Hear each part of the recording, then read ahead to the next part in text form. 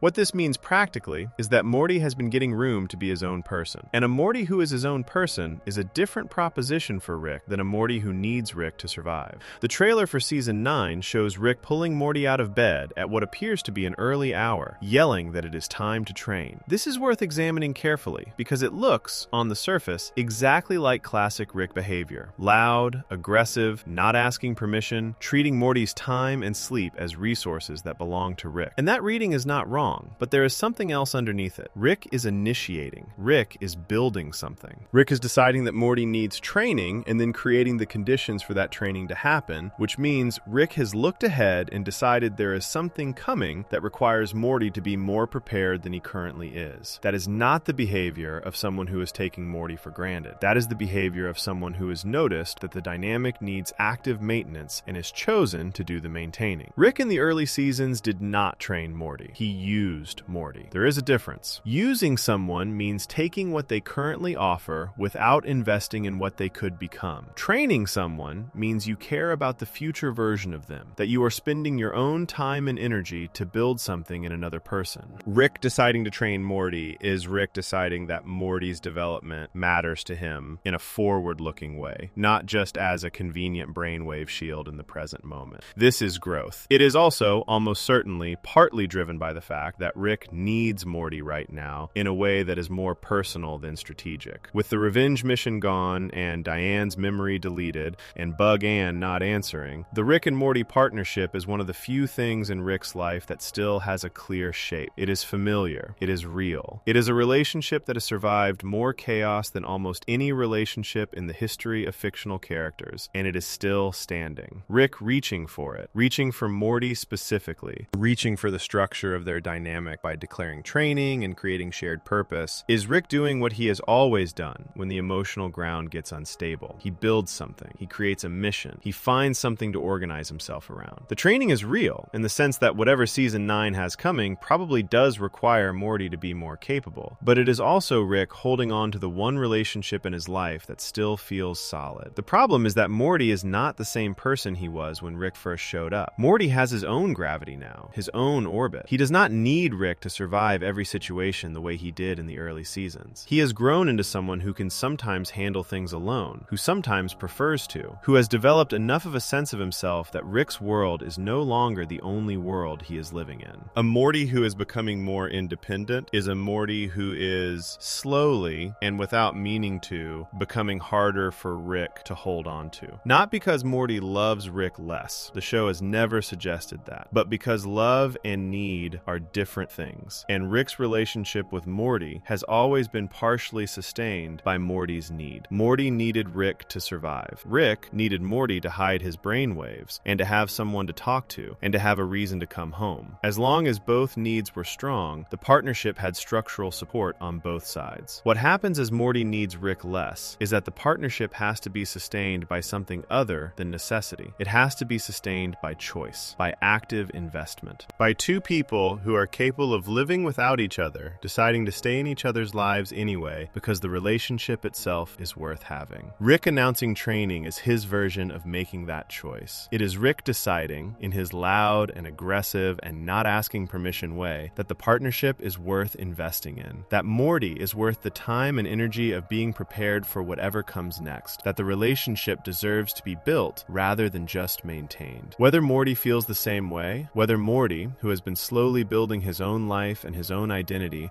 is ready to be pulled back into the center of Rick's world as a training project, is a question Season 9 will have to answer, because the dynamic only works if both people are in it. Rick deciding unilaterally that it is time to train is very Rick. Whether Morty gets a say in that, and what Morty does with that say, will tell you more about where their relationship actually stands than any adventure they go on together. The trailer shows Morty being pulled out of bed, not choosing to get up. That might be nothing. It is a funny image. It is classic Rick. It is the kind of moment the show has used 100 times. But it might also be the first frame of a season-long negotiation between a Rick who needs the partnership more than he is willing to admit, and a Morty who has spent enough seasons growing that he now has something to negotiate with. Before we move on, if you're enjoying this analysis, please consider subscribing. It helps the channel tremendously. Rick losing the clean, simple, necessity-based version of the Morty dynamic, the one where Morty needed him so completely that the relationship sustained itself without effort, is another layer of solid ground shifting underneath him. And it connects to something even larger and more structural, something that has been quietly remaking the entire landscape Rick operates in since Season 5. Because Rick's control over his adventures, his safety, his ability to guarantee that he is always the most powerful thing in any room he enters, all of that changed the moment the central finite curve stopped existing. And a Rick who is already emotionally exposed, already purposeless, already holding on to relationships with both hands, is a Rick who can least afford to also be operating in a universe where his greatest advantage no longer applies. Section 8. The central finite curve is gone, and Rick is no longer the smartest thing in the room. There is a specific kind of confidence that comes from a rigged game. Not the confidence of someone who has genuinely tested themselves against hard opposition and come out the other side knowing what they are made of. The confidence of someone who has carefully arranged the conditions of every competition they enter so that winning is the most likely outcome before the first move is made. It looks like the same thing from the outside. The person still wins. They are still impressive. But underneath the wins is not real certainty. It is the specific anxiety of someone who knows, somewhere they do not talk about, that the game was arranged in their favor, and who cannot fully trust any of their victories because of it. Rick Sanchez built a structure around the entire multiverse to guarantee he would always win. It was called the Central Finite Curve. And understanding what it was, what it did, and what its destruction actually means for Rick going into Season 9 is essential to understanding exactly how exposed he now is. The Central Finite Curve was not an adventure. It was not a weapon or a tool in the traditional sense. It was an architecture, a filter applied across the infinite multiverse that carved out a specific portion of all possible realities and kept them separate from everything else. The portion it kept was simple in concept and enormous in implication. Every universe inside the Central Finite Curve was a universe where Rick Sanchez is the smartest being in existence. Every dimension Rick traveled to, every planet he visited, every civilization he encountered inside the curve, all of it was pre-filtered to guarantee that whatever Rick walked into, he was the most intelligent thing in the room. No surprises, no beings smarter than him, no civilizations that had figured out things he had not, no technology that exceeded his own. Inside the Central Finite Curve, Rick's intelligence was not just impressive, it was cosmically guaranteed, built into the structure of the realities he was allowed to visit. The show reveals this in the Season 5 finale, Rick Mirai Jack. Evil Morty, in the process of escaping the curve entirely, explains what it is and what it means. He points out that Rick built this structure, not just stumbled into it, not just benefited from it passively, but deliberately constructed it as part of his existence in the multiverse. And Evil Morty's contempt for it is sharp and specific. He is not just escaping the curve because it limits him. He is escaping it because he recognizes it as a cage Rick built around himself and then convinced himself was the whole world. Outside the Central Finite Curve, the show confirms, the multiverse is genuinely infinite and genuinely unpredictable. There are universes where Rick is not the smartest being. There are civilizations and creatures and intelligences that exceed what Rick can produce. The travelers visible in the opening of the Season 7 episode Unmortrican, moving through portals and colors other than Rick's green, are beings from outside the curve, from realities where someone other than Rick is the most powerful intelligence. They are just going about their lives. They are not impressed by Rick. They do not need him. He is not the top of the hierarchy in their worlds. Evil Morty destroyed the curve's boundary and walked out into that infinite space. Rick could not follow him. Rick and Morty, in that moment, had no answer for what Evil Morty had done. They just watched him go. Now think about what Rick lost when that boundary came down. He lost the guarantee. Every dimension Rick visits now, every portal he steps through, could, theoretically, open into a universe where something smarter than him exists, where his intelligence is not the ceiling of what is possible, but just a data point among many, where the specific advantage that has made him functionally untouchable across decades of adventures no longer applies in the automatic structural way it once did. Rick's intelligence is still real. Nobody removed his actual intelligence when the curve went down. He is still extraordinarily capable, still the greatest scientific mind that the show's version of reality has produced in the dimensions he knows. But there is is a profound difference between being genuinely the most intelligent being in a pre-filtered set of realities and being genuinely the most intelligent being in an actually infinite multiverse. The first is impressive. The second might not even be true, and Rick knows this. He built the curve. He knows exactly what it was doing, which means he knows exactly what losing it means for the reliability of the advantage he has always operated on. This connects to Rick's psychological situation in Season 9 in a way that is easy to miss if you are thinking about it only as a plot point rather than a character point. Rick's intelligence is not just a skill he has. It is the foundation of his entire sense of self. Everything about how Rick moves through the world, the confidence, the dismissiveness, the way he treats other people's concerns as smaller than his own, the way he says nothing matters because he can see all possible outcomes and they all seem manageable to him, is built on the bedrock certainty that he is the smartest thing present, that no matter how bad things get, he can think his way out, that his mind is the ultimate tool and it is better than any tool anyone else has. The curve made that certainty structural. It was not just a feeling Rick had about himself. It was literally true, guaranteed by the architecture of the realities he traveled through. Take away the curve and you take away the guarantee. What is left is still impressive, but it is no longer certain. And a Rick who is uncertain about his own intelligence is a fundamentally different Rick than the one who spent 7 seasons operating with cosmic confidence. Season 9 is the 4th season operating in a post-curve multiverse. Seasons 6, 7, and 8 each happened after evil Morty brought the boundary down. But in those seasons, Rick still had the revenge mission. He still had Diane's grief as a driving force. He still had the structural purpose of hunting Rick Prime to organize himself around. The loss of the curve was real, but it was somewhat absorbed by everything else that was happening. Now the revenge mission is gone. Diane's memory is gone. Bug Ann is not answering. And Rick is still operating in a multiverse that does not guarantee him the top position. All of those losses are happening at the same time, and the combination of them is what makes Season 9 genuinely dangerous for Rick in a way that no single one of them would be alone. Rick without a mission has happened before, briefly, uncomfortably, in the episodes after Rick Prime died. Rick without Diane's memory is new, but potentially manageable if everything else were stable. Rick in a post-curve multiverse has been true for 3 seasons, but Rick without a mission, without his grief to name, without a stable relationship, operating in an unguaranteed multiverse, while the one partnership that gives his life shape is quietly changing underneath him, that combination is something the show has never put him through before. The trailer for Season 9 shows Rick in what looks like a kung fu battle, a reference to the martial arts master Pai Mei from the film Kill Bill. It shows Rick going full Godzilla scale in what appears to be an enormous physical confrontation. It shows Rick in action, Rick fighting, Rick doing the things Rick does when there is a clear external threat to point his energy at, which is interesting, because if you pay attention to what Rick does under pressure, real pressure, the kind that comes from inside rather than outside, you see that he almost always converts it into external action. He finds something to fight, something to build, something to point himself at. The internal chaos becomes an adventure. The emotional crisis becomes a mission. The thing he cannot face directly gets translated into something he can solve with a portal gun and a plan. Season 9 is going to give Rick things to fight: sentient furniture, alien rebellions, whatever training Morty requires, giant-scale physical confrontations. Classic Rick and Morty adventure format, with high-concept insanity and the kind of creative chaos the show has always been good at. Showrunner Scott Marter promised great high-concept insanity with some of the best character writing the show has ever done. Adult Swim's president called it scary what the show is producing season over season. But underneath all the fighting and the training and the multiverse chaos is a Rick who has never been more structurally vulnerable. A Rick who lost his purpose, his grief, his relationship, and his cosmic guarantee all within the same general stretch of time. A Rick who is filling the void with action because action is what he knows, because standing still with the emptiness is not something he has ever been able to do. The central finite curve being gone means that somewhere in Season 9's adventures, Rick might walk through a portal and find something he cannot immediately outthink, something that requires more than intelligence to handle, something that pushes back against the one certainty Rick has always been able to fall back on when everything else fell apart. What happens to Rick Sanchez when his intelligence is not enough? The show has gestured at this question before without fully committing to an answer. Season 9 might be the season where the question gets asked loudly enough that an answer becomes unavoidable. __quote_7__. But all of that, the post-curve vulnerability, the missing mission, the silence from Bug Ann, still describes a Rick who at least understands what he wants, even if he cannot have it. What makes Season 9 truly dangerous is not what Rick has lost. It is what he has been trying to become. And the brutal gap between the emotional openness he claims and the emotional competence he actually has. Because wanting to be open and knowing how to survive being open are two completely different things. And Rick, for the first time in his life, is attempting the second with almost none of the tools it requires. Section 9. The emotional openness Rick claims versus the emotional openness Rick can actually survive. There is a difference between deciding to change and actually changing. Most people who have ever tried to break a habit, fix a relationship, or become a better version of themselves know this difference intimately. The decision feels like progress. It feels like the hard part. You make the choice, you announce it to yourself or to someone else, and for a moment the weight lifts because it feels like something has shifted. But the decision is not the change. The decision is just the beginning of a long, uncomfortable process of actually doing things differently. In real situations, under real pressure, with all your old instincts pulling you back toward the familiar patterns. The decision without the process is just a story you tell yourself about who you are becoming while you keep doing what you have always done. Rick Sanchez ended season 8 with a decision. He decided to be more emotionally open. He said it in almost those exact words in a note he wrote to himself before removing Diane's memory. He woke up from the procedure, read the note, and acted on the decision immediately. Called Bug Ann, said yes to the family event, showed up. By his own standards, he did everything the decision required. The season 8 finale then spent the rest of its runtime showing, in specific and painful detail, exactly how far the decision was from the actual change. What emotional openness looked like for Rick in practice was not warmth or presence or genuine connection. It was Rick with his walls removed, but no new architecture to replace them. The walls, as damaging as they were, at least organized Rick's behavior. They told him what to say and what not to say. They kept certain things inside and certain things outside. They were a system, and Rick is very good with systems. Without them, Rick walked into Bug Ann's family dinner and said exactly the wrong thing, with no filter, no awareness of context, no understanding of the cultural situation he was standing in. He was open in the way a broken pipe is open, not flowing usefully in a controlled direction, but spilling out sideways in ways that made everything worse. This is not a small distinction. Real emotional openness, the kind that actually builds connection rather than destroying it, requires skill. It requires knowing when to speak and when to listen. It requires being curious about the person in front of you, rather than just less guarded about yourself. It requires having done enough internal work that what comes out when the walls come down is something true and considered, rather than just unfiltered. Rick has not done that work. He removed a memory instead of doing that work, which is the Rick Sanchez version of solving an emotional problem. Find the technical solution, apply it, declare the problem handled. The technical solution in this case was surgery on his own brain. The emotional work it was supposed to replace was 40 years of grief, avoidance, and learned helplessness in the face of real closeness. You cannot cut that out with a machine. You can only cut out the memory that pointed toward it, which leaves the work undone and the explanation gone. The show has been building evidence for this for longer than season 8. Go back to season 6, episode 5, the episode called Analyze Piss. Rick spends that episode in therapy. Actual, real therapy with a human psychiatrist, following a period where the show describes him as having achieved a healthier state of mind through those sessions. The therapy is treated seriously by the show. It is not played purely for laughs. Rick sits in a chair and talks to someone, and something shifts, at least temporarily, in how he is carrying himself. The show acknowledges that therapy worked on Rick to some degree, that he came out of it in a better place than he went in. But therapy is also something Rick engaged with for a specific stretch of time and then moved on from. It was not an ongoing commitment to the kind of internal work that actually reshapes how a person operates. It was a chapter, and Rick, who processes everything as a problem to be solved and then filed away, treated it as such. He got the benefit he could access in that window, and then he moved on to the next thing, carrying the improvement without continuing the practice that produced it. What this means going into season 9 is that Rick has had glimpses of what it looks like to genuinely work on himself. He has sat with a therapist. He has had moments of real emotional honesty. The conversation with Beth in the season 8 finale, where he admitted he had not been the father she deserved, was not performed. It was real. Rick standing in front of his daughter while she held a gun to her own head and telling her the truth about his failures was not a tactic. It was a man, under extreme pressure, finally saying something he had never been able to say in a calmer moment. But notice the conditions. Rick told the truth about his failures when his daughter was in crisis. Rick showed genuine feeling when the situation was so urgent that there was no room left for the armor. This is a pattern across the show. Rick's most honest moments almost always happen happen under maximum pressure, when someone is dying, when something is irreversible, when the stakes are so high that the performance of not caring becomes impossible to maintain. What Rick cannot do, what the show has never shown him do successfully for any sustained period, is be emotionally present in ordinary moments, in the quiet spaces between crises, in a family dinner where nothing terrible is happening and real closeness would require not an emergency response, but just showing up, paying attention, being interested in the people around him without the urgency of a crisis to make it feel necessary. The Bug-Ann situation is the clearest evidence of this. Rick had months, the entire background of Season 8, to build something real with Bug-Ann. Martyr confirmed that the relationship was happening quietly throughout the season. Rick had months to learn about her culture, to ask questions about her family, to prepare for the moment when the relationship would require him to be present in her world, rather than just comfortable in the private space they had made. He did none of it. Not because he forgot, not because he was too busy, because paying attention to someone in the ordinary, unglamorous, ongoing way that real relationships require is exactly the kind of emotional work Rick has never developed the capacity for. He is extraordinary in emergencies. He is almost completely unavailable in the in-between. Season 9 is going to test both. The trailer promises high-concept insanity, sentient furniture, training montages, giant-scale battles, all the spectacular crisis mode content the show does brilliantly. Rick in crisis mode is Rick at his most functional. Give him an emergency and he will solve it faster and more creatively than any other being in any dimension. That part of him works. It has always worked. It is the only part of himself he has ever fully trusted. What Season 9 also promises, based on everything the show has been building across Seasons 7 and 8, is the quieter, more uncomfortable version of the test. The moments between emergencies. The morning after a crisis, when Morty asks how Rick is doing, and Rick has to decide what to do with that question. The silence where Bug-Ann's response was supposed to be. The ordinary Tuesday in the Smith house when nothing terrible is happening and Rick is just a person in a family, trying to be present without the structure of a mission or a grief or a revenge quest to tell him what to do with himself. Rick declared himself more emotionally open at the end of Season 8. That declaration will be tested against everything that is not an emergency. In the show, if it is following through on what Seasons 7 and 8 set up, we'll be honest about how far Rick has to go before the declaration becomes something real. There is one more layer to this that matters. The people around Rick have been changing while Rick has been focused on his own internal situation. Beth's mental health was genuinely shattered by the events of the Season 8 finale. She went through a memory Rick brainwashing, a suicide attempt, a full reset of parts of her memory, and the confirmation that she has no clear recollection of her own mother. She is not the same Beth who walked into Season 8. She is going to need things from Rick in Season 9 that Rick has never been fully capable of giving. Steady presence, consistent availability, the kind of fathering that happens in small moments over time rather than in dramatic rescues during crises. Summer and Jerry and Morty all exist in a family ecosystem that Rick's emotional attempts have been quietly destabilizing. Every time Rick tries to grow and gets it partially wrong, the fallout lands on the people closest to him. The Season 8 finale made this explicit. Rick's attempt to become more emotionally open caused a chain of events that ended with Beth in crisis and Space Beth temporarily dead. Rick's growth, such as it is, keeps costing the people around him something. Season 9 is where the show has to decide whether Rick can find a way to grow that does not have a body count. Whether emotional openness, in his hands, can become something that helps the people around him rather than something they have to survive. Whether the decision he made at the end of Season 8 can become, slowly and imperfectly, the actual change he told himself it was. The answer to that question is not going to come from any single dramatic moment. It is not going to come from a crisis solved brilliantly, or an enemy defeated, or a clever invention that fixes the emotional problem the way Rick's gadgets fix everything else. It is going to come from 100 small moments across 10 episodes where Rick either shows up or does not, either pays attention or does not, either chooses the people in front of him or finds a reason to look somewhere else. Rick surviving Season 9 emotionally depends on whether he can do something he has almost never done in the history of the show. Not save anyone, not solve anything, just be there. Ordinary, present, and genuinely trying. Not in a crisis, not under impossible pressure, just in the quiet space of a life he chose to keep living. And all of this, the openness, the trying, the gap between what Rick claims to be capable of now and what he can actually sustain, circles back to the most fundamental question the show has been been asking since Season 7, Episode 5. What is Rick Sanchez actually for? Now that the thing that defined him for 40 years is gone, what does survival even mean for a man who has spent his entire adult life being defined by something external, and who is now standing in the open with nothing to point himself at? __quote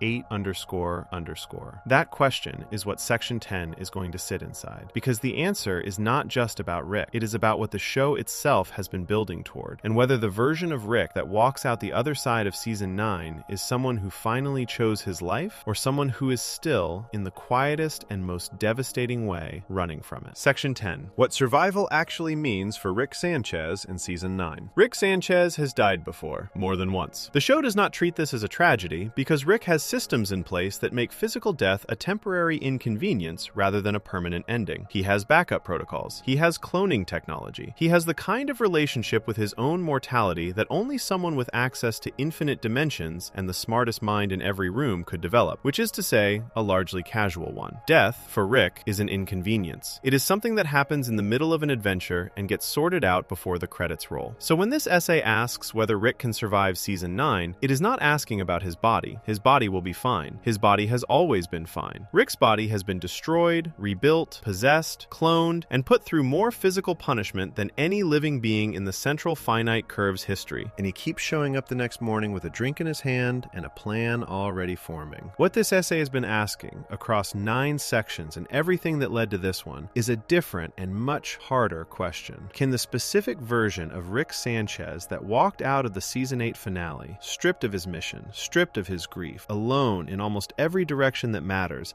operating in a universe that no longer guarantees him the top position, survive Season 9 as a person, not as a body, as a person, as someone with an identity, a reason to keep going, a genuine connection to the life he is living, rather than just a continued physical presence in it? That is the survival this section is about. And the honest answer, based on everything the show has built across 8 seasons, is that it is genuinely uncertain. Not because Rick is weak, he is not weak, but because the specific combination of losses he is carrying into Season 9 targets the exact architecture that has allowed him to function for decades. And the replacement architecture he is trying to build is being constructed by someone who has never built anything like it before, using tools he has never fully developed, on ground that keeps shifting. Let us be specific about what survival requires from Rick in Season 9, because being specific is how you avoid the easy answer. Survival requires Rick to function without a defining external purpose for the first time in 40 years. The revenge mission against Rick Prime lasted longer than most people's entire adult lives. It was not just a goal, it was the organizing principle of Rick's existence. Every decision he made, every relationship he maintained or did not maintain, every adventure he went on, all of it happened inside the shape that the revenge mission created. Now that shape is gone. Rick has to generate his own shape from scratch. He has to decide, without the pressure of a mission pointing him somewhere, what he is doing and why it matters and who he is doing it for. The training he announces in the Season 9 trailer is one attempt at this. Creating urgency around Morty's preparation is Rick building structure in the absence of the structure that used to be given to him by circumstance. It is not nothing. Structure is important. Having something to do and a reason to do it is not a small thing for a person who has spent 40 years in motion. But training Morty is not the same as answering the deeper question. It is an activity. It fills time. It is useful and real and probably necessary for whatever Season 9 has coming, but it does not answer what Rick is for. It just gives him something to point himself at while he figures that out. Survival requires Rick to maintain relationships without the excuse of a mission to hide behind. This is new territory. When Rick was hunting Rick Prime, his distance from the family had a justification he could point to, even if he never stated it out loud. He was focused. He was dangerous to be around. He was a man on a mission, and missions require a certain amount of unavailability. The family accepted this, partly because they had no choice, and partly because Rick showed up enough in the moments that mattered to maintain the thread of connection. The mission explained the gaps. There is no mission now. The gaps that Rick creates through avoidance, through drinking, through converting emotional situations into action and adventure rather than sitting with them, those gaps are visible now in a way they were not before. The family can see them. Rick can see them. And the question of whether Rick fills them or keeps creating them is a question about character rather than circumstance. The show has given Rick a small amount of evidence that he can do this. The conversation with Beth in the Season 8 finale, where Rick stayed present present, stayed honest, told her things he had never been able to say before, is evidence that Rick is capable of the kind of emotional presence that real relationships require. The moment where he let Memory Rick and Memory Diane have their happy ending, rather than destroying them, is evidence of genuine empathy, of Rick prioritizing someone else's well-being over his own comfort. The text he sent to Bug Ann, just one word, just hey, but sent, is evidence of Rick choosing to reach toward connection rather than away from it. These are small pieces of evidence against a very large history of the opposite behavior. They matter, but they are not enough on their own to constitute the change Rick needs to make. They are data points, not a pattern. Season 9 is where the pattern either begins to form or reveals itself as a series of isolated moments that the overall behavior never actually shifted to match. Survival requires Rick to exist in a post-curve multiverse without the psychological security that the curve provided. This is the layer that is easiest to forget because it operates in the background of the adventures rather than in the foreground of Rick's emotional life. But it is real and it matters. Rick built the central finite curve to guarantee himself a universe where his intelligence was the highest available. That guarantee is gone. Every portal Rick steps through in Season 9 is a portal into genuine uncertainty in a way that was not true for the first 5 seasons of the show. He cannot assume the top position. He has to earn it, or find out that in some situations it does not belong to him. For a man whose entire sense of self is built on being the smartest, this is not a small shift. It is the removal of the floor from under his confidence. His intelligence is still real, but real intelligence that has to prove itself against genuine competition is a different psychological experience than guaranteed intelligence that operates in a pre-filtered space. Rick has never had to fully reckon with the second version before. Season 9 might be the season where the multiverse outside the curve pushes back against him in a way that forces that reckoning. And survival, most fundamentally, requires Rick to answer the question that Rick Prime planted in his head with his dying words and that has been growing there ever since. The question of whether Rick has an identity that belongs to him, a genuine sense of self that does not depend on having an enemy to hunt or a grief to carry or a mission to run toward. Rick Prime told Rick in those final moments that he was the one who made Rick who he is, that without him, Rick had no shape. The show did not let Rick answer this in Season 7. It killed Rick Prime before Rick could form a response. Season 8 was Rick living inside the question without quite facing it directly, filling the space with Bug Ann and family moments and the quiet work of trying to be slightly better. Season 9 is where the question has to be faced properly, because the answers Rick has been using to avoid it are running out. The grief is deleted, the mission is over, the relationship is silent, the dynamic with Morty is changing, the universe is no longer guaranteed. What is Rick Sanchez without all of that? The show's answer, building slowly across 7 seasons and now arriving at something close to a conclusion that has not been stated yet, is this. Rick Sanchez is a person who loves things enormously and has spent his entire adult life pretending he does not, because loving things enormously is how you end up in a garage watching them get taken away. He loves Morty. He loves Beth, both of them. He loved Diane so completely that losing her bent the entire shape of his existence for 40 years. He loves his family in the messy, inadequate, frequently destructive way that a person loves things when they never learned how to love without terror underneath it. That love is not the problem. The love was never the problem. The problem is the terror. The problem is that Rick knows from personal experience exactly what the universe does to the things he loves. And so every relationship he has, every moment of genuine connection happens inside the awareness of what it would feel like to lose it. Rick does not keep his distance because he does not care. He keeps his distance because he cares so much that the distance feels like the only protection available. Season 9 is where that defense has to break down, or Rick stops growing entirely. Because you cannot be emotionally open from a safe distance. Openness and distance are opposites. Rick choosing openness, really choosing it, not just removing a memory and calling it progress, means choosing to care about things while knowing they can be taken, means choosing to love his borrowed family with full knowledge that they are borrowed, means choosing to reach toward Bug Ann knowing that reaching is how you end up hurt, means choosing to train Morty and invest in him and build something real with him, knowing that a Morty who grows into his own person is a Morty who needs Rick less. All of those choices require a kind of courage that is completely different from the courage Rick has always displayed. Fighting Rick Prime was brave in the Rick way, physical, direct, solvable with intelligence and planning. Choosing Choosing to stay emotionally present in a life that offers no guarantees is brave in a human way, a quieter, slower, less spectacular kind of courage that does not look impressive from the outside and does not produce victories you can point to. Just a person showing up, staying, trying, getting it wrong sometimes, and trying again. The Season 9 trailer shows Rick in full action mode, fighting, training, causing explosions, going Godzilla scale on something unfortunate. That is the Rick the show will always have. That version of Rick is not going anywhere. He is too much fun to write and too central to the format of the show to disappear. But underneath the action, if the show follows through on what 8 seasons have been building, is a Rick who is quietly fighting the hardest battle of his life, not against an alien or a government or a version of himself from another dimension, against the part of himself that has spent 40 years deciding that the safest way to live is to not fully be alive. Showrunner Scott Martyr said after Season 8 that Rick still has plenty of mean left in him. He is right. Rick going into Season 9 is not a reformed person or a fixed person or a person who has done the work and come out healed on the other side. He is a person in the middle of something, stripped down to almost nothing, holding on to the few things that remain, trying to figure out if the version of himself that is capable of real connection is strong enough to survive contact with a season of adventures that will test every layer of who he is. Whether it is, and what Rick looks like on the other side of finding out, is the story Season 9 is about to tell. And it might be the most important story this show has ever tried. If you enjoyed this video essay, make sure to subscribe. Thanks for watching, and I'll see you in the next one.